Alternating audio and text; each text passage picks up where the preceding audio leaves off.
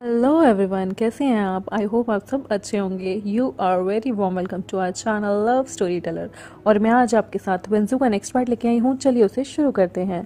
जो हमारा जोज इशू होता है वो सोना गली से मिलता है और यहाँ पर वन कर्शिंग उस पर काफ़ी ज़्यादा लाइन मार रहा था, तो जोज इशू को शाय फील हो रहा होता है। और यहाँ पर जो हान होता है उसके पीछे वेन यंग बुरी तरह से पड़ जाता है।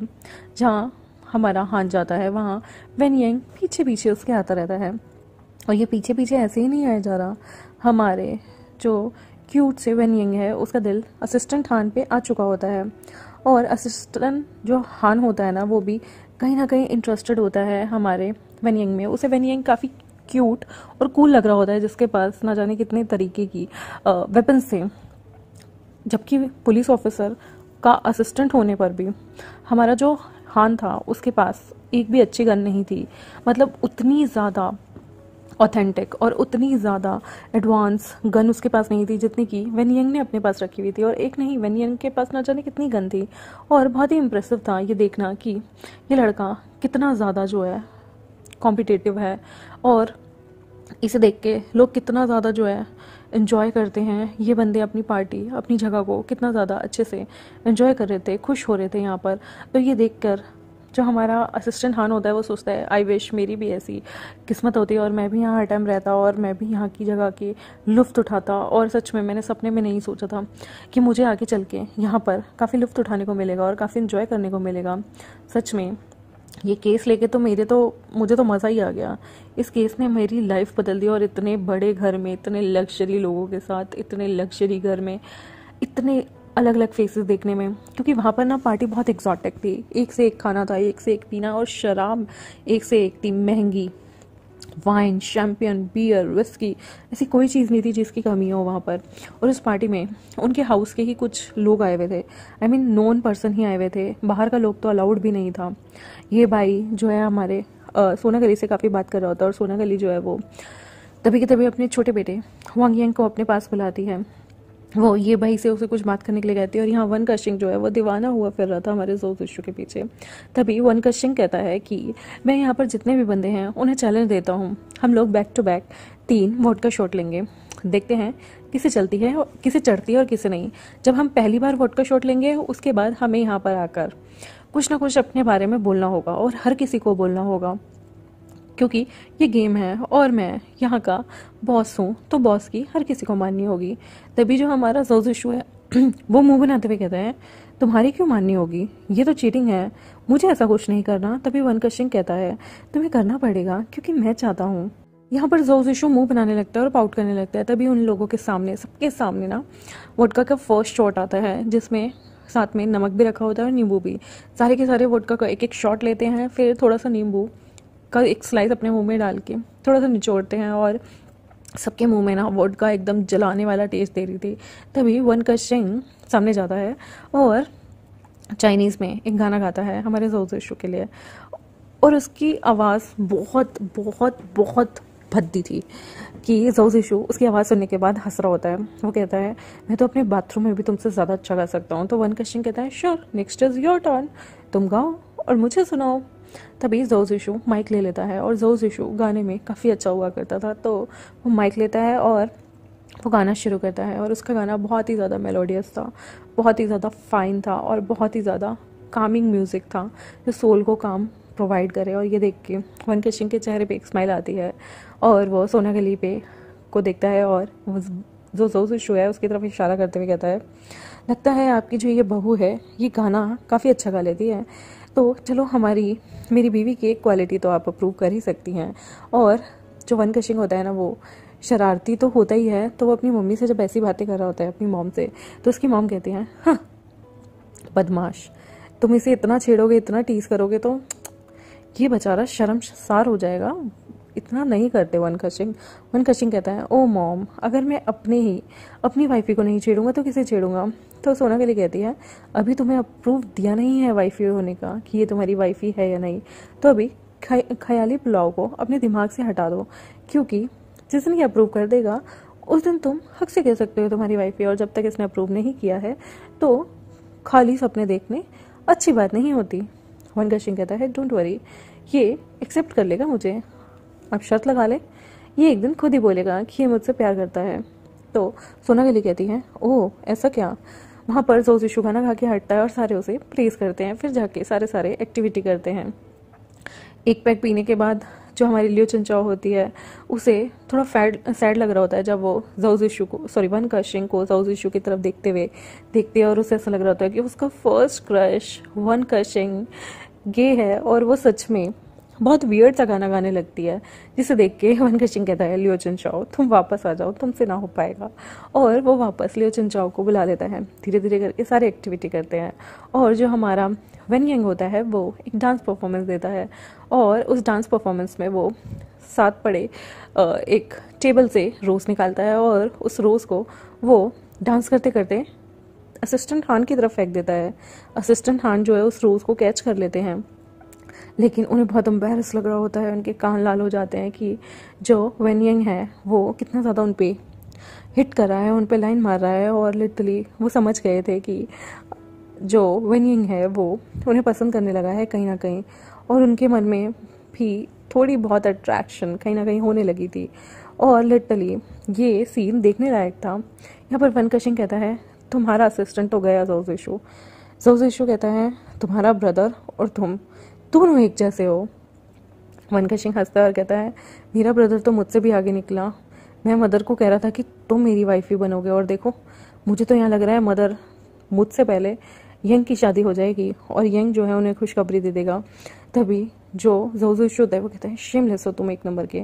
फिर वो लोग फिर से गैदर होते हैं और इस बार वो लोग कुछ खाते हैं। थोड़ा बहुत लाइटली खाने के बाद वो लोग सेकंड शॉट मारते हैं। सेकंड शॉट पी करना ज़ोज़िशु, वैसे भी उसकी आंखें जो है थोड़ी थोड़ी चकराने लग गई थी। और वन कशिंग जो है वो ज़ोज़िशु की वेस्ट पे हाथ रखता है और कहता है, चलो हम सारे अब एक एक ऐसा राज कहेंगे जिससे कहने से हम डरते हैं। तो वो लोग अपनी अपनी बारी शुरू करते हैं। तो वन कशिंग कहता है कि मेरा राज ये है कि मैं अपनी फैमिली से बहुत प्यार करता हूँ, और अगर मेरी फैमिली पे किसी ने आंख उठाने की कोशिश भी की तो मैं उसे जिंदा जला दूंगा, चाहे मैं उस इंसान से प्यार करता हूँगा या नहीं करता हूँगा। ज़ोज़िशु की बारी आती है तो ज़ोज़िशु कहता है कि मैंने लाइफ में बहुत छोटेपन में ही अपने पेरेंट्स को खो दिया था, और जब मैं बड़ा हुआ मैं और हान एक ही ऑर्फनेज में पैदा हुए, मतलब साथ पले बड़े हैं। और उसके बाद जब हम लोगों ने एक साथ ये फील्ड ज्वाइन की, मैं जानता हूँ मैं हान को उतना टाइम नहीं दे पाता, लेकिन माय ब्रदर हान, मैं तुमसे बहुत प्यार करता हूँ। एज अ एल्डर ब्रदर तुम्हारी बहुत रिस्पेक्ट करता हूँ, और मुझे सच में बहुत नाज है कि हम इतना आगे आए हैं, और मैं चीयर्स करना चाहूँगा हमारे आगे आने वाले और पल को। हान भी इमोशनल होता है और वो कहता है, सच में आप बहुत अच्छे हैं, आपकी वजह से आज मुझे यहाँ आने को मिला। मुझे उम्मीद नहीं थी कि हम लोग इधर आएंगे, इतने अच्छे लग्जरी घर में रहेंगे। मैंने तो ये सारी चीज़ें सपने में भी नहीं सोची थी। तो ज़ोज़िशु कहता है, हाँ तुम तो खाना और बस लग्जरी का सोचते रहते हो। वन कशिंग जो है वो उनके दो जो है जाम हो चुके होते हैं। फिर वो लोग थोड़ा रेस्ट करते हैं, डांस करते हैं लाउड म्यूज़िक पे, और फिर अपना तीसरा शॉट मारते हैं। तीसरा शॉट मारने के बाद तो आधे से ज़्यादा लोग तो पास आउट हो चुके होते हैं, सो रहे होते हैं इधर उधर गिर के। और ज़ोज़िशु ना लड़खड़ा रहा होता है, कहता है कि हाँ चलो रूम में चलते हैं। तो वन कशिंग कहता है, तुम दोनों इतनी बुरी तरह से तंग हो रखे हो, तुम एक काम करो, तुम यहीं कहीं सो जाओ, तुम इतनी दूर तक नहीं जा पाओगे अपने गेस्ट रूम तक। तो ज़ोज़िशु कहता है, सो जाओ, मुझे बहुत नींद आती है। वन कशिंग जो है उसे कहता है, तो चलो मैं तुम्हें रूम तक छोड़ देता हूँ। ज़ोज़िशु कहता है, मैं खुद चला जाऊँगा, लेकिन जैसे ही वो खड़ा होता है वो फिर गिर जाता है। तो वन कशिंग उसे प्रिंसेस स्टाइल में उठाता है और कहता है, तुमसे इतनी भी नहीं जलती, 3 पैक के अंदर अंदर तुम ढेर हो गए, क्या होगा इस लड़के का। वो ज़ोज़िशु को अपनी गोद में उठाता है प्रिंसेस स्टाइल और अपने रूम में ले जाता है। रूम में जाने के बाद वो अपने ही बेड पे वन कशिंग जो है ज़ोज़िशु को लिटा देता है। वो ज़ोज़िशु के फीचर्स नोट कर रहा होता है, जो कह रहा होता है, मुझे कुछ भी करके ये केस सॉल्व करना है। अगर ये केस मैंने सॉल्व कर लिया तो सच में ये मेरी ज़िंदगी का बहुत बड़ा केस है, मेरा बहुत नाम होगा, मेरी बहुत मेहनत है, और शायद मुझे एक अच्छी पोस्ट और मिल जाएगी। तो वन कशिंग उसकी चीख को सहलाता है और कहता है, डोंट वरी, तुम ये केस ज़रूर सॉल्व करोगे और मैं तुम्हारी पक्का हेल्प करूँगा। ज़ोज़िशु की आंखों में तब आंसू आने लगते हैं, क्योंकि वो बहुत नशे में होता है। और वो कहता है कि मैंने यहाँ तक आने के लिए बहुत मेहनत की है, मैंने दिन रात एक किए हैं। मैंने और हान ने और फनीत से बाहर निकले, जॉब चाहिए थी, हमने दिन रात एक करके पढ़ाई की ताकि हम अपना पेट पाल सकें। और पता नहीं वो गुंडे मुझे क्यों मारना चाहते हैं। अगर आज मुझे या हान में से किसी एक को कुछ हो जाता, मैं खुद को माफ़ नहीं कर पाता। तो वन कशिंग जो है वो उसके लिप पे एक छोटी सी किस करता है और कहता है सो जाओ और डोंट वरी, मैं तुम्हारे साथ हूँ ना। वो ज़ोउ ज़िशु को उसका सिर सहलाता है और ज़ोउ ज़िशु उसकी तरफ देख के कहता है क्या कहा, मेरे साथ कभी कोई नहीं रहा, मुझे नहीं पता कि कौन मेरे साथ है कौन नहीं, क्या तुम मेरा साथ दोगे। वन कशिंग उसी वक्त ज़ोउ ज़िशु को हक कर लेता है और कहता है डोंट वरी, मैं तुम्हारा साथ हमेशा दूंगा, तुम मेरा साथ दोगे। तो ज़ोउ ज़िशु भी उसे हक कर लेता है और कहता है ऑफ कोर्स मैं तुम्हारा साथ हमेशा दूंगा। और ऐसे करते करते ही वो धड़ सो जाता है। तो जो हमारा वन कशिंग होता है वो उसके जूते हटाता है, सॉक्स हटाता है ताकि वो अच्छे से सो सके। उसके ऊपर क्विल्ट डालता है, उसकी जो ऊपर की जैसे वो बहुत अच्छे से तैयार हुआ था उसका कोट वगैरह रिमूव करके उसकी शर्ट्स के कुछ बटन खोल के ताकि उसे गर्मी ना लगे, एसी चला के फुल स्पीड में वो उस रूम से चला जाता है। और वो बाहर जाता है और देखता है कि जो असिस्टेंट हान होता है ना वो ढेर बड़ा होता है और उसका जो ब्रदर होता है वो असिस्टेंट हान को लेके जा रहा होता है। तो वन कशिंग कहता है तुम कहाँ लेके जा रहे हो। तो उसका ब्रदर कहता है डोंट वरी, मैं इस क्यूट लिटिल पपी की अभी वर्जिनिटी नहीं लूँगा, डोंट वरी ब्रदर, मैंने फोर्सफुली किसी को हासिल करना नहीं सीखा है, आप मेरे ब्रदर हैं, आपने मुझे अच्छी शिक्षा दी है, मैं बस चाहता हूँ कि ये आराम से सो जाए।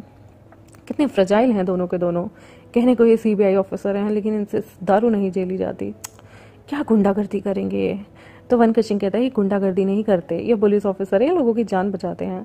कहता है हाँ हाँ क्या फ़र्क पड़ता है, हम लोग भी तो यही करते हैं, हम अपनों की जान बचाते हैं और ये दुनिया की।